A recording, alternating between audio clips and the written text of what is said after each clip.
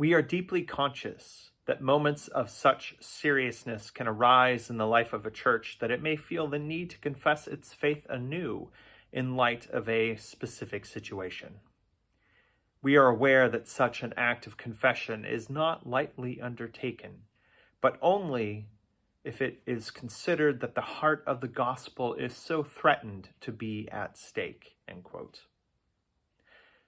Thus begins the accompanying letter to today's confession, the Confession of Belhar.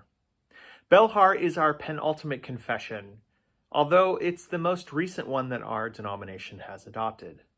Please note that there's a lot of background and there will be a lot of acronyms that I'm going to go through, especially in the first part of this, so hold on and I'll try to briefly parse out some of the background and everything for us as we go on.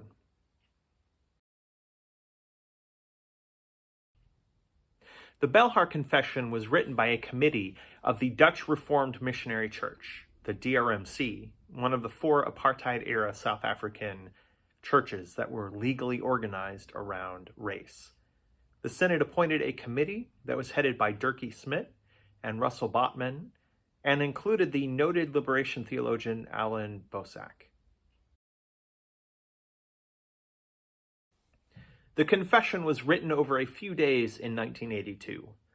The committee that had been formed to craft it was done so to follow up a discussion and a declaration by their denomination that apartheid was idolatry and heresy that happened 3 years earlier, an assertion that was then adopted by the global World Alliance of Reformed Churches, the WARC, also in 1982, after electing Bosak its president. The WARC represented 200 Reformed denominations around the world, including both of ours at the time, and it represented well over 75 million Christians. The DRMC discussed the confession over a 4-year period and officially adopted it in 1986.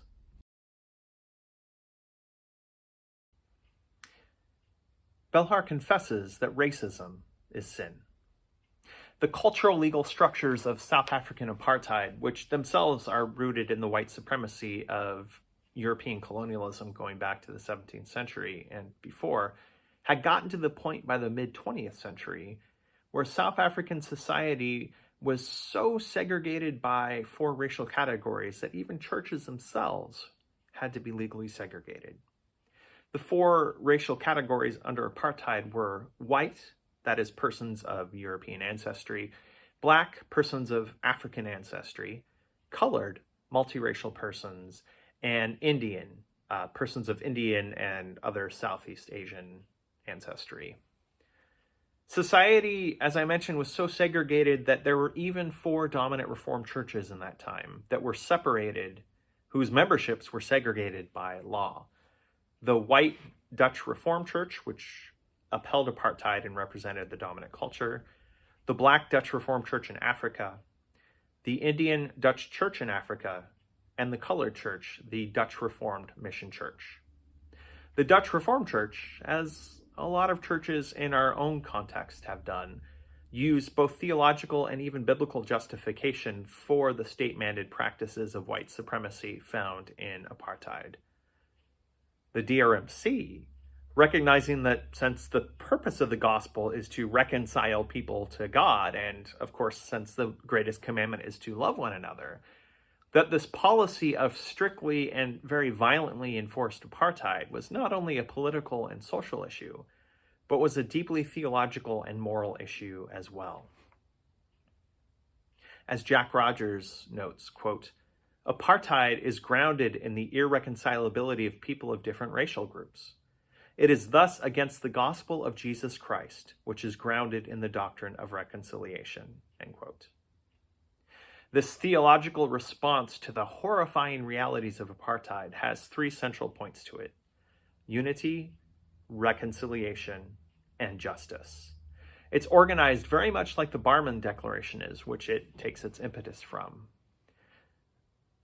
When we read it, we find these biblically based teachings that the church is confessing, followed by a rejection of the non-biblical or false doctrines. For instance, looking to the prophet Amos, the church confesses, quote, that the church must therefore stand by people in any form of suffering and need, which implies, among other things, that the church must witness against and strive against any form of injustice, so that justice may roll down like waters and righteousness like an ever-flowing stream, end quote. And thus, it rejects any idolatry, quote, which would legitimate forms of injustice, and any doctrine which is unwilling to resist such an ideology in the name of the gospel, end quote.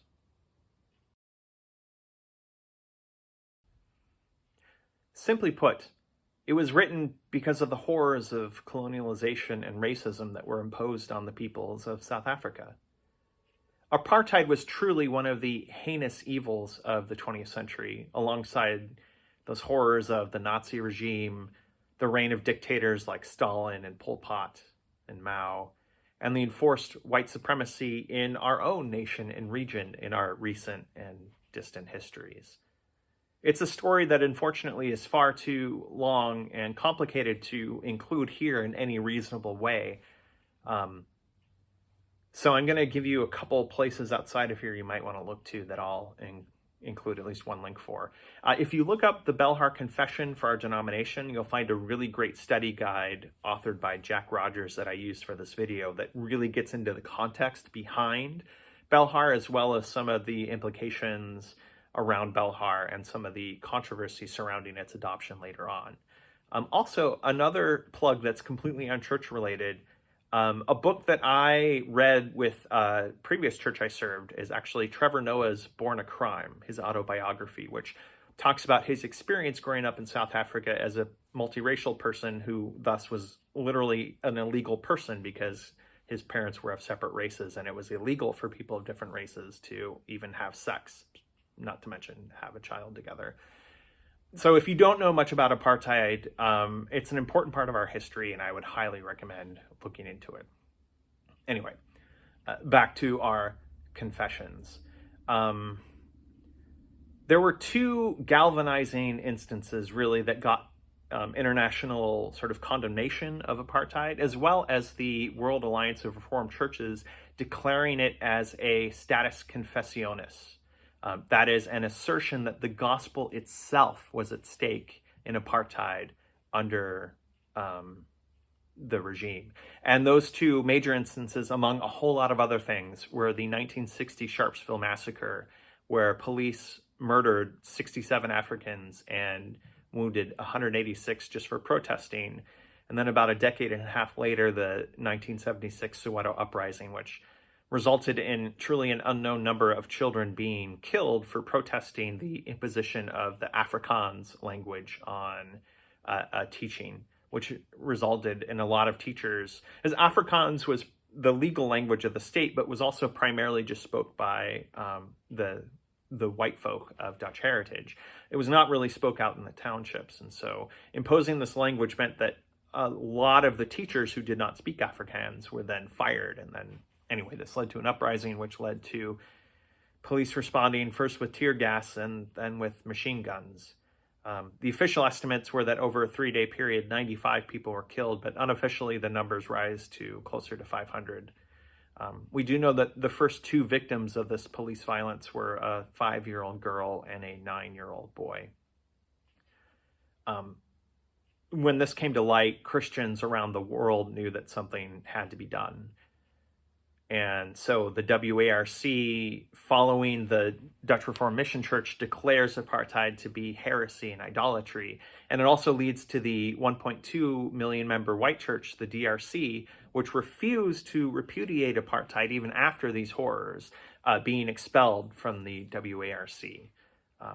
And our confession today was written because, well, the DRMC felt it had no other choice but to confess God's truth in love to their neighbors. And that action was not one without consequence. Russell Bothman, one of the authors, was jailed and tortured by the regime for his participation in this confession. It was utterly condemned by the DRC and, of course, the South African government, but also by apartheid-supporting conservatives around the world who proclaimed this statement to be communist and didn't want anything to do with it. Dialogue between the DRMC and the DRC didn't go anywhere. And essentially, things were so bad in the 1980s that no one could begin to see that just a decade later, apartheid would fall. The story of Belhar doesn't end there with the release and later election of Mandela and the dismantling of the apartheid regime. Other Reformed denominations start to look to and to adopt this confession into their own statements. The Evangelical Reformed Church in Africa and Namibia adopted it in 1997. The United Protestant Church in Belgium adopted it a year later. The Reformed Church in America, one of our full communion partners, adopted this in 2010 after 24 years of study. And even the more conservative Christian Reformed Church in North America adopted it in 2012. Our own denomination began to study it back in 2008 officially with the General Assembly, but it would take 8 years for us to adopt it into inclusion into our book of confessions. And that was not without a lot of controversy, for as well as our own issues of inclusion and reconciliation and our own history of white supremacy, there was a lot for the church to talk about and wrestle with that would finally lead to the inclusion of this most important of confessions into our book of confessions. Friends, as always, thank you so much for joining me. I hope these videos are helpful for you and are interesting and give you a little bit more insight into part 1 of our constitutional documents, those statements of faith. Next time, we'll be going over our last statement, the 1983. I'll have to fix that in post. Brief statement of faith. Peace be with you all, and may this Easter season be a blessing for you. Thanks for watching.